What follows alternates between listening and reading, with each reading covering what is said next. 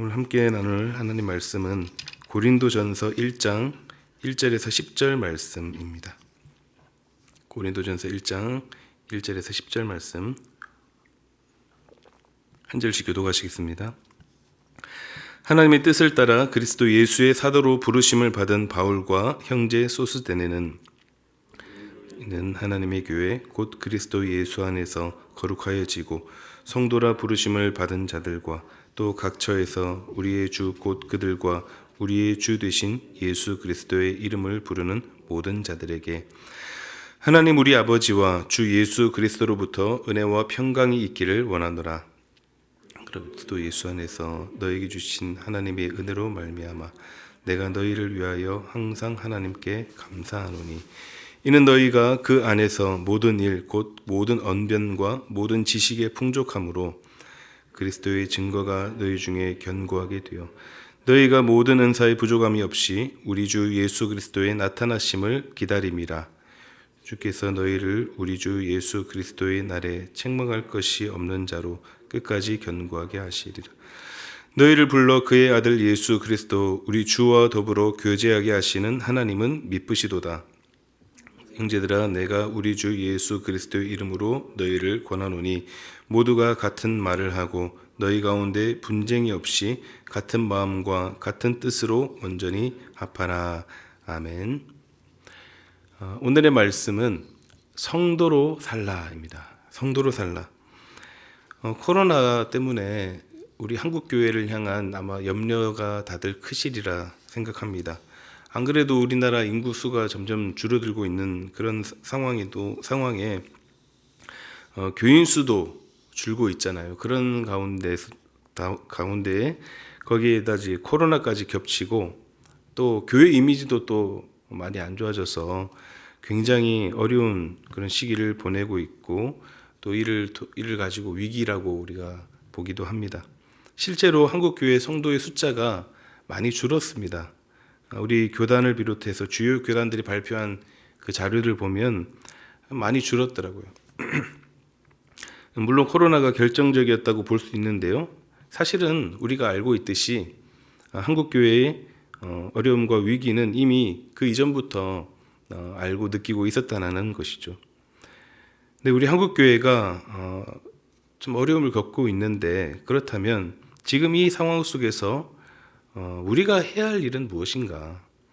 이 질문을 한번 해보면 좋겠습니다. 우리가 무엇을 잘못했느냐라는 접근보다도 우리가 지금 무엇을 해야 할까? 여러분, 우리가 지금 해야 할 일이 무엇이라고 생각하십니까? 제가 왜 이 말씀을 드리냐면 오늘 살펴볼 본문에 고린도 교회가 오늘날의 모습과 비슷한 점들이 많이 있기 때문입니다. 코로나가 교회에 위기감을 불러일으킨 건 사실이지만 그러나 그 이전에도 또 지금도 여전히 우리 교회들이 안고 있는 문제들이 많이 있다라는 것입니다. 그래서 사도 바울이 이 어려움에 봉착한 고린도 교회에 아버지의 심정을 담아서 그 교회의 아픔을 자기 아픔으로 여기며 정말 간절하고 뜨거운 마음으로 쓴 편지가 바로 오늘 본문의 고린도 전서입니다. 먼저 고린도에 대한 이해가 조금 필요한데요. 고린도가 어떤 곳이냐면 고린도는 그리스 남단에 위치한 항구 도시입니다. 당시 상업과 무역이 굉장히 번창한 대도시였죠. 문화, 예술, 철학, 종교 등등 다양한 분야에서도 굉장히 발달한 곳이었습니다. 그래서 아가야 지방이라는 곳의 수도였고 사람들이 많이 몰려와서 큰 도시를 이뤘던 중심지였습니다. 그러다 보니 그들이 섬겼던 신전도 많이 세웠고 그렇게 우상 숭배를 하다 보니 곧 성적 타락으로도 이어져서 그래서 온 도시가 참 음란하고 또 타락한 도시였습니다. 그런 곳인데 하나님은 이곳에도 복음의 씨앗을 뿌리시죠. 누구를 통해서입니까? 사도 바울을 통해서입니다. 사도 바울은 2차 전도 여행 때 고린도에 가게 됩니다. 바울은 여기서 브리스길라와 아굴라라는 동역자를 만났고 많은 고린도 사람들에게 복음을 전하고 세례를 베풀었습니다. 여기에 1년 6개월을 머물렀는데요. 바울의 선교 여행 중 가장 오래 머물렀던 지역 중에 두 번째입니다. 첫 번째는 에베소에서는 2년을 있었고 여기서는 1년 6개월 있었습니다. 그만큼 바울에게는 사랑과 열정, 애정을 많이 쏟았던 교회였던 것이죠. 그런데 이후에 바울이 고린도를 떠나고 어느 날 에베소에 있을 때 고린도에서 온 사람들에 의해 교회의 소식을 듣게 됩니다. 어떤 소식이죠? 고린도 교회가 많이 어려운 문제들이 있다라는 소식입니다. 그래서 바울이 그 소식을 듣고 본문에 편지를 쓰게 된 것입니다. 자, 그렇다면 고린도 전서를 통해 바울이 이들에게 바라는 것이 있다면 무엇일까요? 굉장히 중요한 주제들이 있는데요. 내용들이 있는데요.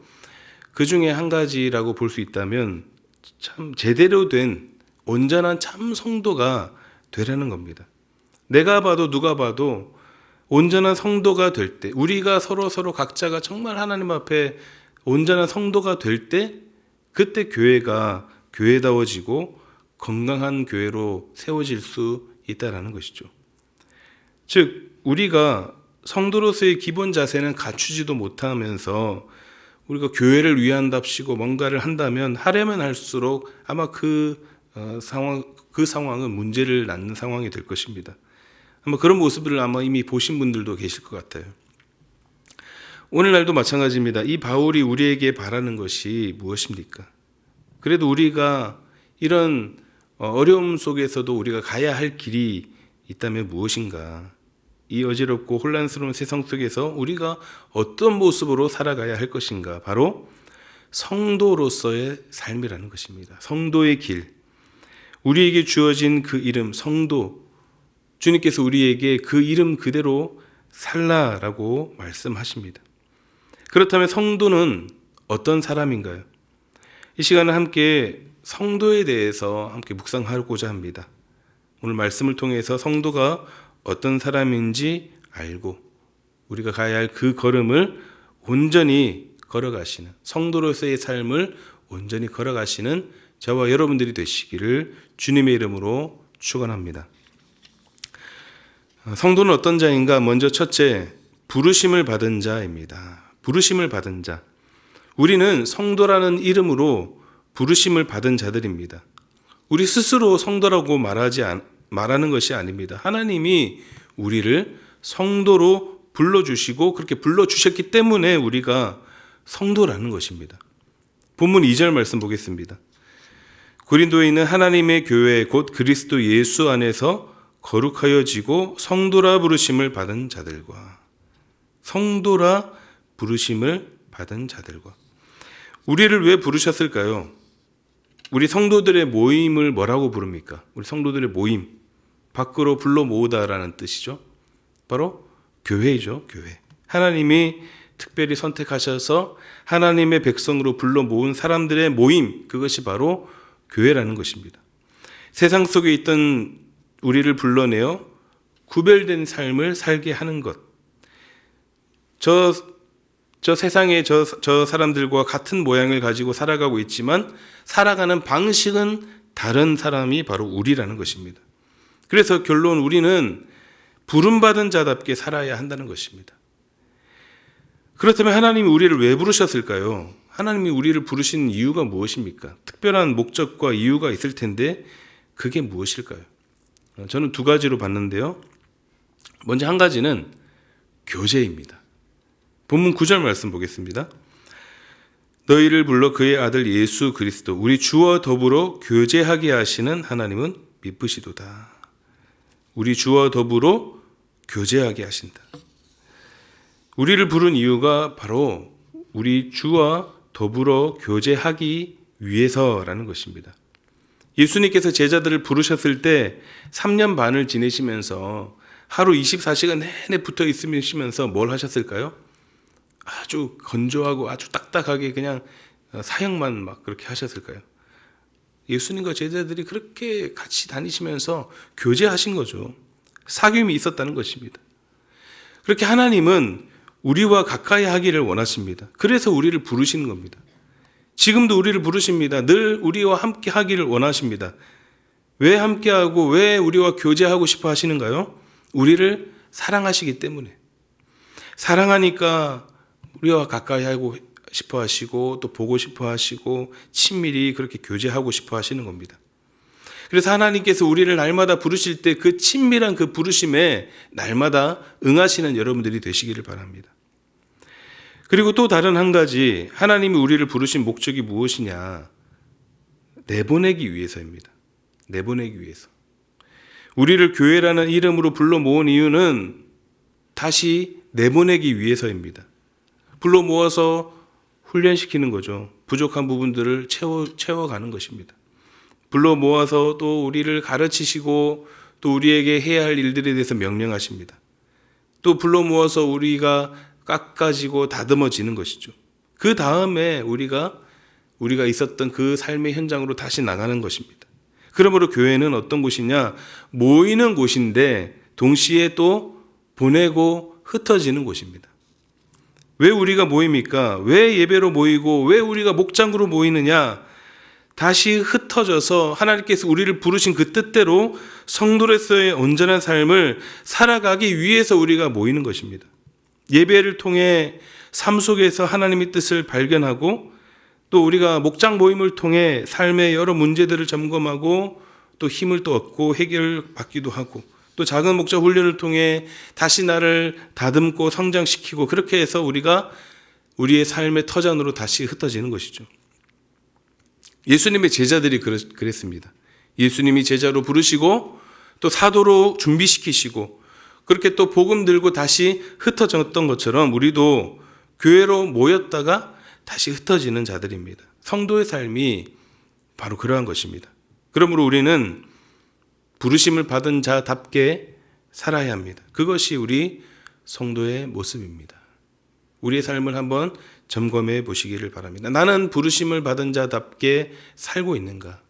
나는 다시 또 저곳으로 나가서 흩어져서 정말 주의 이름을 가지고 그 하나님의 우리에게 맡겨주신 일들을 감당해 나가고 있는가? 한번 점검하면서 나는 하나님이 부르시고 하나님이 보내신 자다.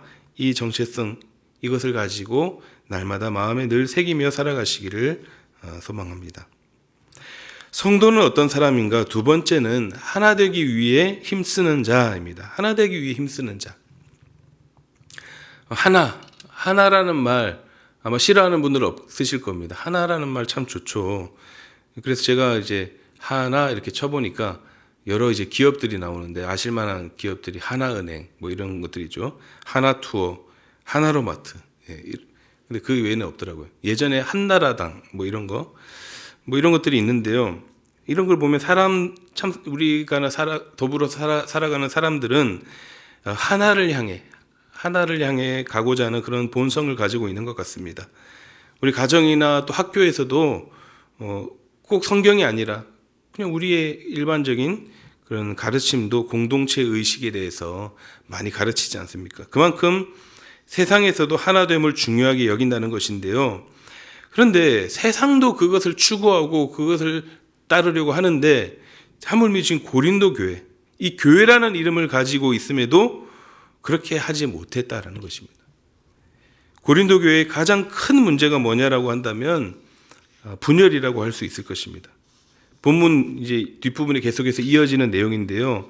사도 바울이 이들에게 편지를 보내면서 제일 먼저 다루는 것이 바로 이 분열에 대한 것이었습니다. 서로 하나 되어야 할 사람들이 편을 갈라서 싸우고 나뉘어져 있었습니다. 그래서 10절 말씀 이렇게 말씀합니다. 10절 우리 같이 한번 읽어보도록 하겠습니다. 형제들아 내가 우리 주 예수 그리스도의 이름으로 너희를 권하노니 모두가 같은 말을 하고 너희 가운데 분쟁이 없이 같은 마음과 같은 뜻으로 온전히 합하라. 하나 되기를 바라는 마음으로 바울이 이들에게 전하는 것은 이것입니다. 모두 어떤 말을 하라고요? 같은 말을 하고 같은 마음과 같은 뜻으로 온전히 합하라. 이렇게 말씀하고 있습니다. 자, 그런데 이게 말은 이렇게 됐지만 이게 솔직히 가능할까요?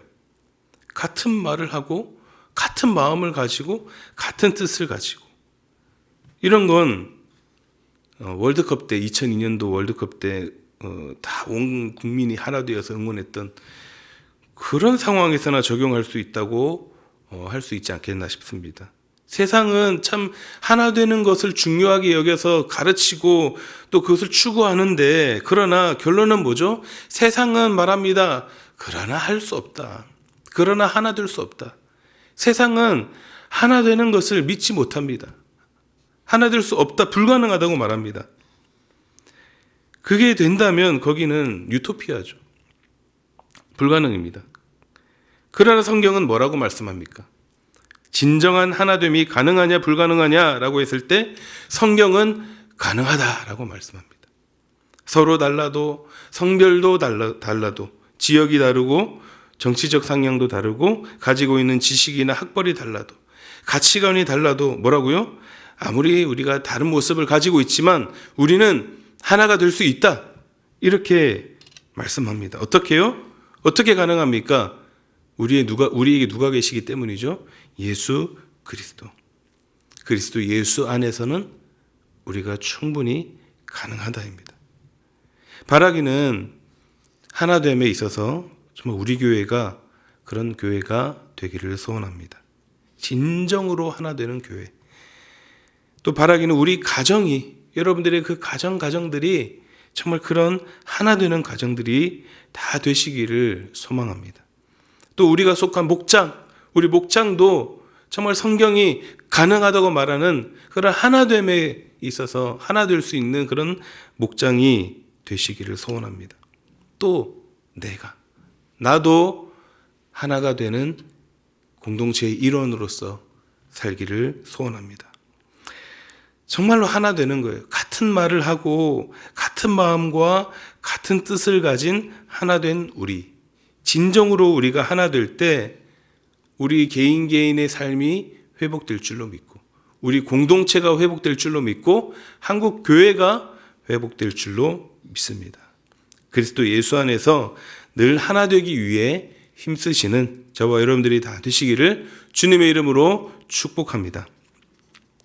성도는 어떤 사람인가? 마지막 세 번째는 은혜를 기억하는 자입니다. 은혜를 기억하는 자. 성도는 모든 것이 다 하나님의 은혜라는 사실을 기억하고 있어야 합니다. 사도 바울은 이것을 늘 잊지 않았습니다. 4절 말씀 보도록 하겠습니다. 그리스도 예수 안에서 너희에게 주신 하나님의 은혜로 말미암아 내가 너희를 위하여 항상 하나님께 감사하노니. 바울은 고린도 교회의 성도들을 생각하면서 항상 무엇을 했다고 고백하고 있습니까? 항상 감사했다라고 하고 있습니다. 자, 이 말을 듣는 고린도 교회의 성도들의 그 마음은 어떨까요? 참 든든하고 감사할 것 같습니다. 나중에 나오는데요, 고린도 교회가 은사를 많이 받은 교회거든요. 참 은사를 많이 받았기 때문에 이 바울이 또 이에 대해서 감사의 표현을 하고 있는 것입니다. 그런데 이것도 사실은 모든 것이 다 하나님의 은혜입니다 라는 뜻이 여기에 들어있는 것이죠. 여러분들이 은사를 많이 받은 것은 사실이나 또 은사 많이 받은 것을 칭찬하는 것도 사실이지만 여기에 뼈가 있는 것입니다. 지금 이들이 받은 은사를 어떻게 쓰고 있느냐라는 것이죠. 지금 고린도 교회 내에 골치 아픈 문제 일으키는 그 주범이 바로 이 은사였던 것이죠. 이 은사 때문에 교회 안에 분열도 일어났고, 왜냐하면 누구는 받고 누구는 받지 못한 것에 대한 실망이 생겨났기 때문입니다. 또 비교하는 것과 경쟁이 발생했고, 은사로 인해 성도들이 자만하고 교만했던 것이죠. 그러나 바울은 그렇다고 해서 이 은사 자체를 무시하지는 않았습니다.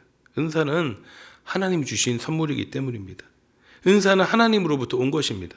그래서 감사해야죠. 감사하는 것입니다. 다만 그들이 그것을 잘못 사용했기 때문에 문제가 된 것입니다. 즉 은사는 자신들의 어떤 의가 아주 의로웠기 때문에, 자신들이 뭔가 대단했기 때문에 잘나서 받은 것이 아니라 다 하나님의 은혜라는 것을 바울이 가르치고 있는 것입니다. 그리고 지금 바울은 본문에서 지금 은사에 대한 내용뿐만이 아니라, 은사는 지금 나중에도 다루게 되겠지만 모든 것의 초점이 어디를 향해 있는 것을 볼 수 있습니까?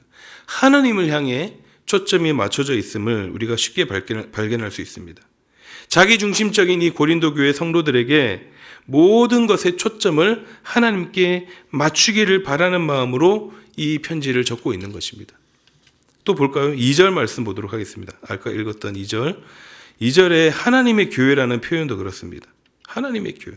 하나님의 교회라는 표현은 이미 고린도 교회의 문제 중에 일부가 드러나는 표현으로 보입니다.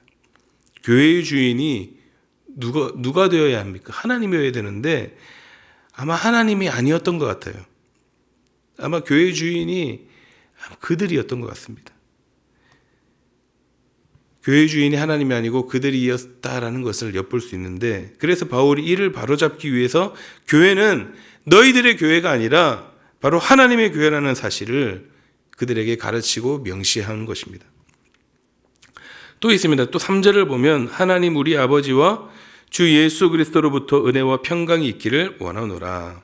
바울의 인사말이고 축복의 말이죠. 그런데 바울은 여기서 단순한 인사말을 하는 것처럼 보이지만 여기서도 그 은혜와 평강이 어디서 오는지 밝히고 있습니다. 은혜와 평강, 우리가 다 추구하잖아요. 은혜 받기를 원하고 평안 가운데 평강하기를 소망합니다. 그런데 그 모든 그 은혜와 평강의 기원이 어디냐? 바로 하나님이시다라는 것입니다. 하나님이 이 모든 것의 중심이 되신다. 이런 메시지가 이 본문의 이 짧은 서두에도 다 들어가 있는 것입니다. 그렇습니다. 우리에게 주어진 모든 것이 다 은혜입니다. 교회 안에서 내가 주체가 될 것은 단 하나도 없습니다. 다 하나님의 인도하심이고 은혜라는 사실을 우리가 늘 마음 가운데 새기고 기억하고 붙들고 있어야 합니다. 만약 이걸 망각한다면, 이것을 우리가 잊어버린다면 교회 내에서 우리 공동체에 큰 어려움을 가져다 줄 수 있는 것이죠. 그래서 우리 가운데 있는 교만함, 영적 교만함, 내가 주인 되었던 그 모든 것을 버리고 이 모든 것이 다 하나님의 은혜입니다 라는 것을 기억하고 고백하며 나아갈 때 우리가 교회다움을 회복하게 될 줄로 믿습니다. 말씀을 정리하겠습니다. 오늘의 말씀은 성도로 살라입니다. 우리가 가지고 있는 정체성입니다. 성도로 살 때 교회가 교회다워지고 회복의 길이 열리리라 믿습니다. 성도란 어떤 사람인가? 첫째는 부르심을 받은 자입니다. 부름받은 자답게 우리가 살아갈 수 있기를 바랍니다. 둘째는 하나 되기 위해 힘쓰는 자입니다. 세상은 불가능하다고 하지만 예수 그리스도 안에서 가능합니다. 우리가 하나 된 공동체를 향해 나아갈 수 있기를 바랍니다. 마지막 세 번째는 은혜를 기억하는 자입니다. 모든 것이 다 하나님 중심이 되어야 하고 하나님의 은혜임을 우리가 기억하며 살아갈 수 있기를 바랍니다. 그렇게 참된 성도의 삶을 살아감으로 저와 여러분의 삶 가운데 또 우리가 속한 모든 공동체의 삶에 회복의 역사가 임하시기를 우리 주님의 이름으로 축원드립니다.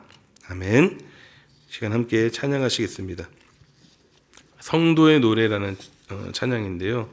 예전에 한번 해서 아마 아실 것 같습니다. 한번 같이 한번 찬양하고 기도하도록 하겠습니다.